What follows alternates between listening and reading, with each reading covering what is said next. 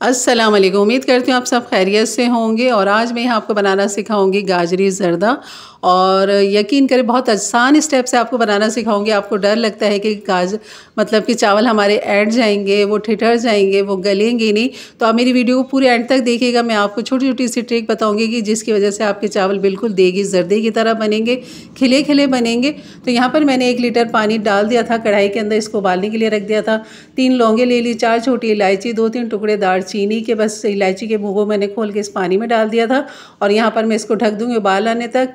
और ये है सेला चावल, जो कि मैंने 1 पाव सेला चावल लिया है, जिसको मैंने भिगो दिया था 2.5 से 3 घंटे के लिए। जैसे पानी में उबाल आएगा तो बस आपने ये सेला चावल डाल देना। बासमती में भी बना सकते हैं, लेकिन वो उसके टूटने का डर होता है। सेला ये होता है कि ठहरा रहता है, ये टूटता नहीं है। तो यहाँ पर जो हम सबसे पहले गलती करते हैं वो ये गलती होती है कि हम इसके अंदर कनी छोड़ देते हैं। हमने कनी नहीं छोड़नी, हमने यहाँ पर इसको फुल डन करना है। जैसे एक गला हुआ चावल होता है, बिल्कुल हलवा नहीं।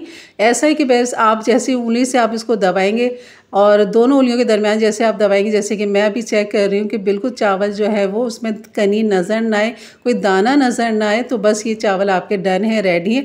तो फुल डन करने के बाद इसको मैंने छान लिया था, छन्नी में रख दिया चावलों को। और यहाँ पर कढ़ाई में मैंने 1/2 कप घी ले लिया था और इस घी के अंदर 3 से 4 अदद 5 अदद इलायची मैंने डाल दी, 1 पाव चीनी डाल दी, आधा कप मैंने इसमें पानी डाल दिया, 1 टेबल स्पून मैंने यहाँ पर दही डाल दिया। अगर दही नहीं तो आप 1/2 कप यहाँ पे दूध डाल सकते हैं।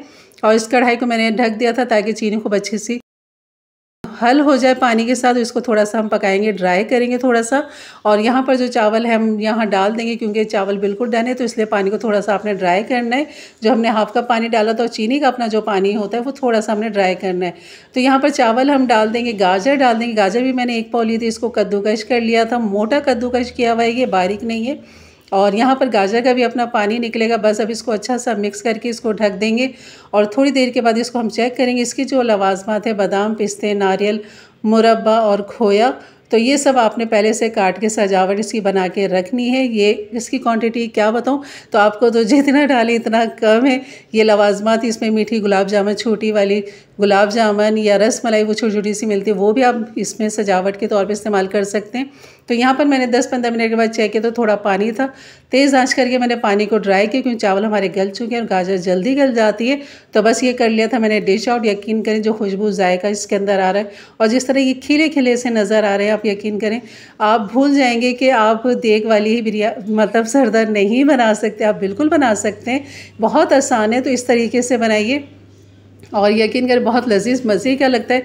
गाजर नहीं डालना चाहे तो ना डालें, सादे ज़र्दा बना लें। सिर्फ उबलते पानी के अंदर ज़र्दे का रंग डाल दो और उसमें चावल उबाल लें, तो वो ज़र्दे वाले चावल हो जाएंगे।